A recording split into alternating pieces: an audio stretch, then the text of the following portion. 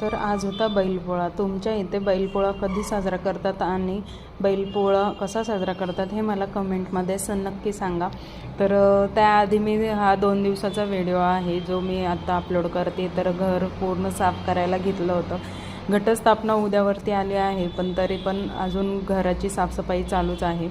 तर पूर्ण अख्खं डीप क्लिनिंग केलं होतं किचनचं। बाकीचे रूम हॉल वगैरे तर झालंच होतं, पण किचन आणि गोधड्या वगैरे राहिले होते आणि पडदे वगैरे राहिले होते। तर ते पण सगळं 2 दिवसात कंप्लीट करून घेतलं। डीप क्लिनिंग करताना हा एवढा सगळा पसारा निघतो किचनमधला बाहेर।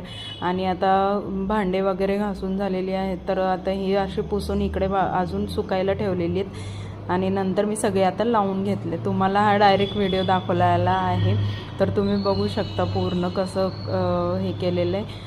आणि आता हॉलची तर क्लिनिंग पूर्ण म्हणजे जाळ्या वगैरे तर काढून झाल्या होत्या, फक्त हे टी व्ही युनिट पुसून घ्यायचं होतं, तेवढंच राहिलं होतं।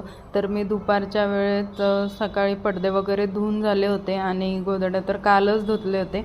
मग 2-2 असे मी मशीनलाच लावून दिले, ह्यावेळेस हाताने धुतले नाही।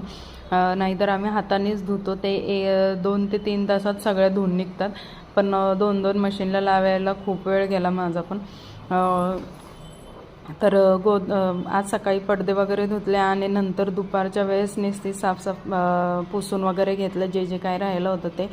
आणि परत टी व्ही युनिटच्या खालचं धुवून पुसूनसुद्धा ते ठेवलं आणि असं पूर्ण क्लिनिंग होतं केलं। म्हणजे अशी नवरात्रीची पूर्ण तयारी असते, पूर्वतयारी असते क्लिनिंगची।